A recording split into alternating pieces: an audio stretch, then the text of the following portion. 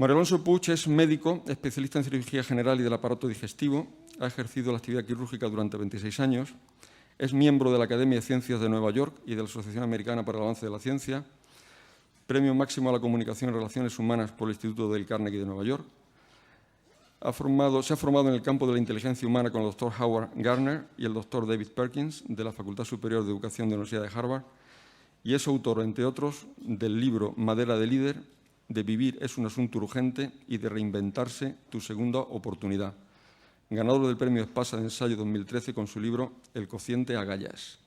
Actualmente imparte conferencias y cursos sobre liderazgo, comunicación, creatividad y gestión del estrés a nivel nacional e internacional para múltiples universidades, empresas e instituciones. No sé si me dejo muchísimo el tintero. Bienvenido, Mario, muchísimas gracias y tienes la palabra. Buenas tardes, muchísimas gracias, Antonio.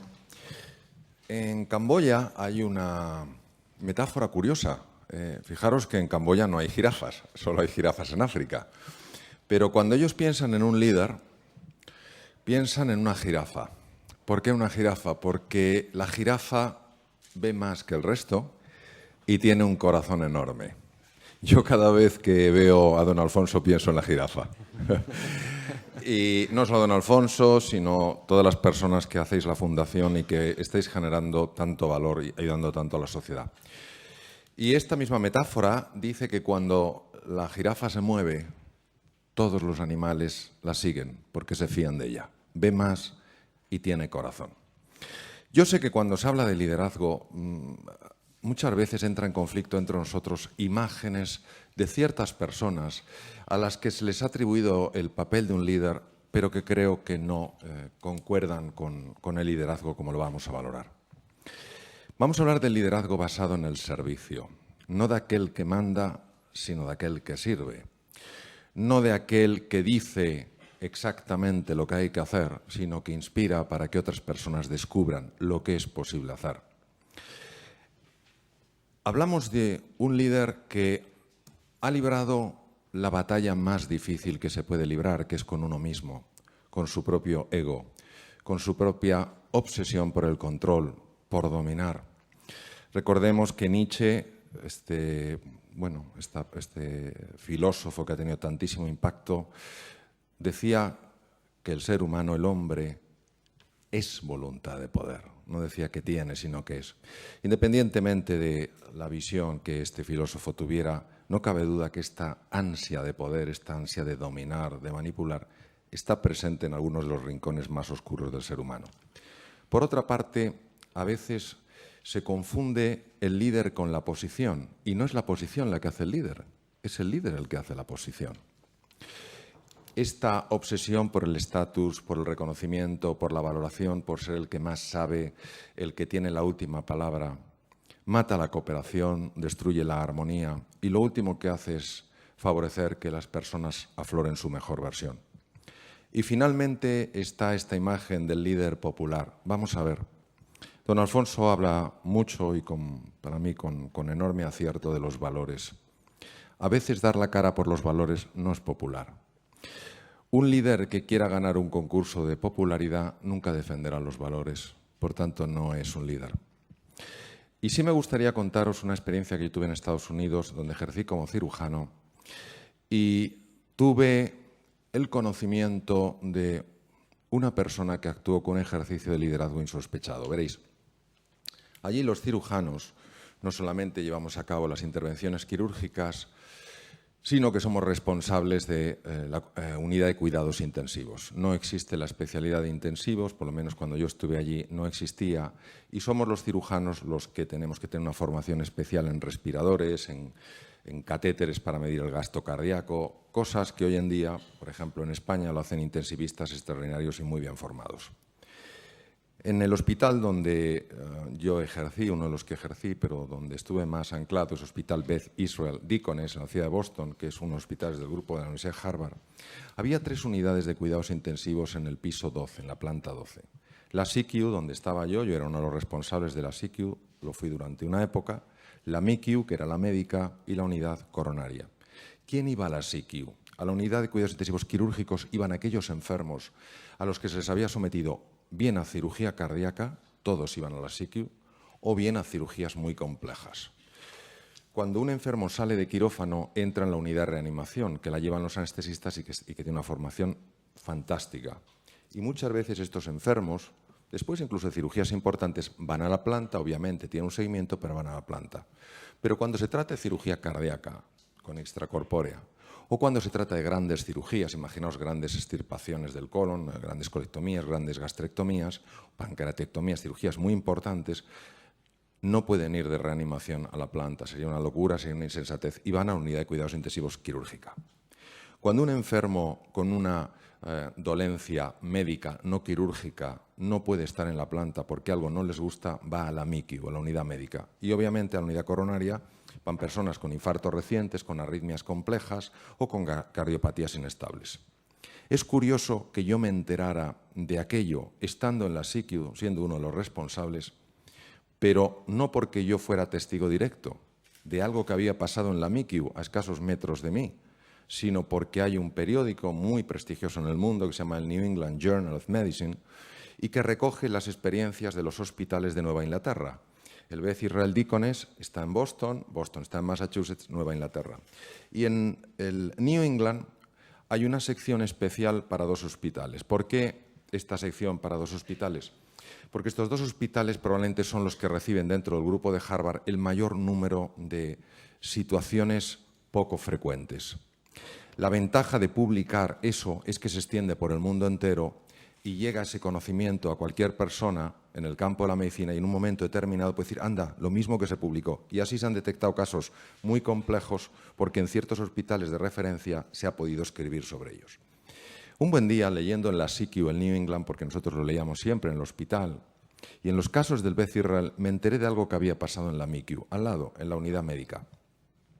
Había un chico adolescente que estaba ingresado, estaba muy grave, muy enfermo. Tenía una sepsis o septicemia, es una infección de la sangre por bacterias, virus. ¿Cuál es el problema de la sepsis? Que una vez una bacteria o un virus ha localizado los vasos sanguíneos, ten en cuenta que tenemos más de 40.000 kilómetros de vasos sanguíneos, es más que el perímetro de la Tierra, es espectacular. Una vez que las bacterias han encontrado esa avenida de tantos carriles, van a todos los órganos y empiezan a hacer de las suyas. Le habían afectado ya al sistema respiratorio, por eso estaba intubado, necesitaba asistencia con un ventilador, necesitaba soporte cardíaco, le estaba afectando al corazón, había bajado el gasto cardíaco y ya le estaba empezando a fallar el riñón. Cuando 3 órganos fallan, la posibilidad de que ese enfermo fallezca sube exponencialmente. ¿Qué estaba causando este problema? ¿Cuál era el origen de la sepsis? Cuando un enfermo empieza con fiebre, tiritona, cuando se sospecha una infección, se hace un hemocultivo, se saca sangre y se espera, se tiene la ilusión de pillar a la bacteria que esté originando el problema. Porque si no hay que utilizar lo que se llama antibióticos de amplio espectro, es decir, mandar bombas intentando que se carguen pues, todo lo que pueda haber por ahí, pero carecen de la especificidad, de la concreción de saber exactamente la bacteria y qué la destruye. Tuvieron mucha fortuna porque en el hemocultivo, en uno de los hemocultivos, hacen varios hemocultivos siempre, en uno de los hemocultivos engancharon la bacteria. Es una borrelia, es una bacteria muy agresiva. Animados ante este descubrimiento empezaron a ponerle el antibiótico específico, pero ¿sabéis el problema? El chico parecía que mejoraba y de repente empeoraba. Mejoraba y empeoraba. ¿Sabéis por qué? Porque no habían encontrado el foco infeccioso que seguía mandando bacterias a la sangre. Es difícil describir la tecnología del hospital en el que estuve, pero algunos de los principales inventos en medicina últimos se habían hecho en su hospital. Le habían hecho de todo, no encontraban el origen. Un día el catedrático, la máxima autoridad en la universidad, el catedrático de medicina, jefe de departamento del Beth Israel, catedrático en la Universidad de Harvard, fue al hospital. Los catedráticos allí dedican mucho tiempo a escribir e investigar y pocas veces hacen ya visitas o van a ver a los enfermos porque están como en otro nivel y las personas que están prestando atención a los enfermos son médicos buenísimos, de los mejores que hay en el mundo y que están mucho más en la faceta clínica, por supuesto publican, pero su labor principal es la clínica. Cuando un catedrático pasa por el hospital, eso es un evento. Y en ese evento pues intenta apuntarse todo el que puede. Hoy sabemos que hablan Dos personas extraordinarias que las tenemos aquí y os apuntáis un montón de personas porque os apetece oírlas. Bien. El catedrático pasó por la unidad de cuidados intensivos y le informaron de la situación del chico. Con el catedrático había jefes de departamento, el responsable máximo de la UBI médica, de la MICU, había residentes que estaban haciendo la especialidad en distintos campos de la medicina interna y había un interno. El interno, para los que trabajáis en empresas, sería equiparable a un becario. Es decir, alguien que acaba de acabar la carrera y empieza ahí diciendo, a ver qué aprendo. El interno a Estados Unidos pasa un año y después de ese año intenta entrar en uno de los programas buenos de residencia, de hacerse cardiólogo, cirujano torácico, lo que sea. El catedrático pregunta por el chico y le dicen que están muy preocupados porque ya no saben qué hacer, no localizan el origen de la infección por borrelias, está fallando el riñón y temen lo peor. Y en ese momento, el becario, el último mono de a bordo, para que nos entendamos, de manera espontánea lanza una pregunta. ¿Alguien le ha mirado detrás de las orejas? A ver, en esta vida, si haces una pregunta rara, te pueden pasar varias cosas. La primera, que nadie te oye. No sabes cómo, pero nadie te ha oído. No importa lo que grites. La segunda es que te oyen y te miran raro. Y la tercera es que te oyen, te miran y preguntan, ¿quién es este? Bien. Quiero que entendáis de lo que estamos hablando. Estamos hablando de un catedrático de medicina interna de la Universidad de Harvard, reconocido en el mundo entero por sus libros, sus publicaciones, por su trayectoria, y un chico que acaba de terminar la universidad. Es decir, David y Goliat. ¿Qué es lo que sucede normalmente? Lo que sucede normalmente es que la arrogancia, la soberbia, el estatus, el no hay nadie que sepa más que yo tengo que demostrar todo lo que sé, el otro no sabe, yo conozco, los demás no, se apodera de nosotros y ya no eres tú, es tu ego. Y claro, sobre todo cuando hay gente que te mira. Gente que te mira como si fueras el oráculo de Delfos, la comunicación directa con los dioses. Pero quiero deciros lo que pasó. Este catedrático en la Universidad de Harvard era un verdadero líder. ¿Por qué? Porque era una gran persona. Era un hombre humilde. Recordemos que la palabra humildad viene del latín humus, lo que fertiliza la tierra.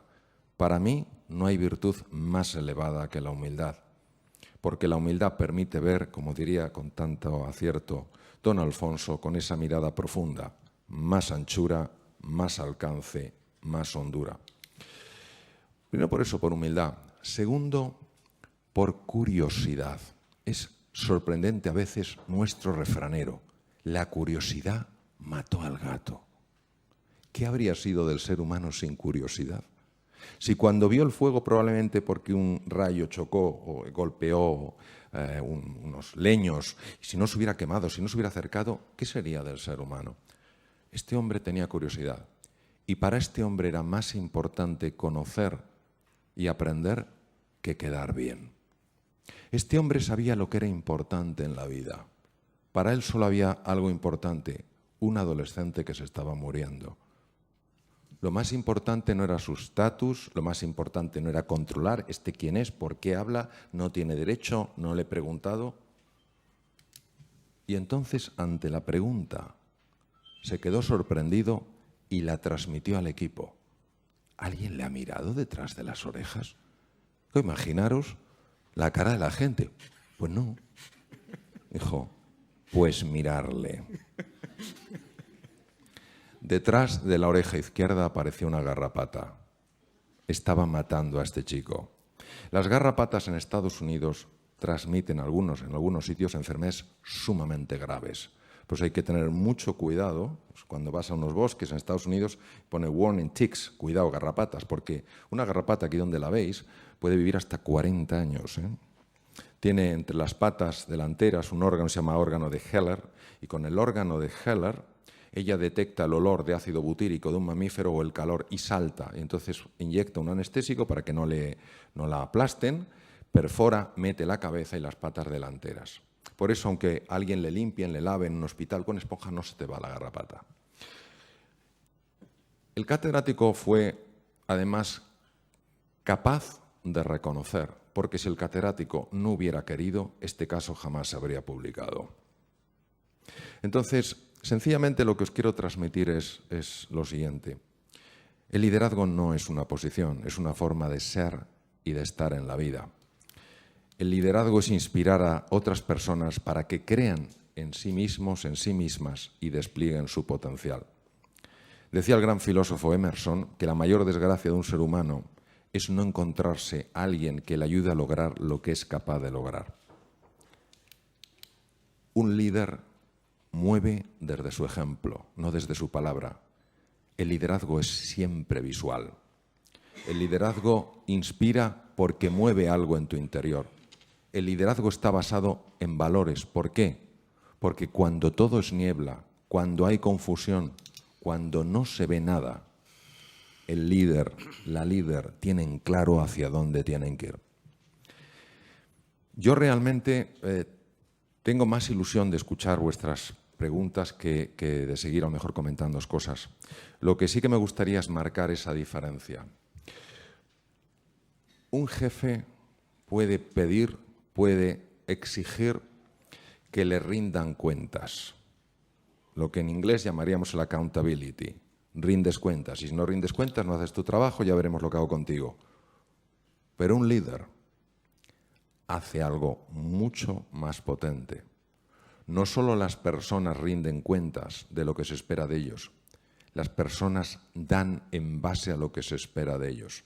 Si tú esperas mucho de ellos, si crees de verdad en ellos y en su potencial, si tienes una fe profunda en el ser humano, en su grandeza, independientemente de las torpezas que todos hacemos, yo el primero, inevitablemente tú estás transmitiendo a través de tu simple mirada hasta qué punto estás convencido de la grandeza de esas personas. El mejor neurocirujano infantil del mundo hoy en día, un hombre de color, de origen pobre, que su padre les abandonó cuando supo que su mujer le estaba esperando. Una mujer sin recursos que vivía en Detroit. Yo he vivido en Detroit, trabajé en el Henry Ford, una ciudad súper violenta. Ese niño sin futuro, ese niño cuyo destino en principio sería acabar en un penal, se ha convertido en el jefe de neurocirugía infantil de Johns Hopkins en Baltimore, Maryland, y el mejor neurocirujano infantil del mundo, el profesor Ben Carson, el único que fue capaz de separar a dos niños, a dos siameses unidos por el cerebro, con vida. Todos habían muerto en la intervención, antes de que él inventara estas técnicas de extracorpórea aplicadas a neurocirugía.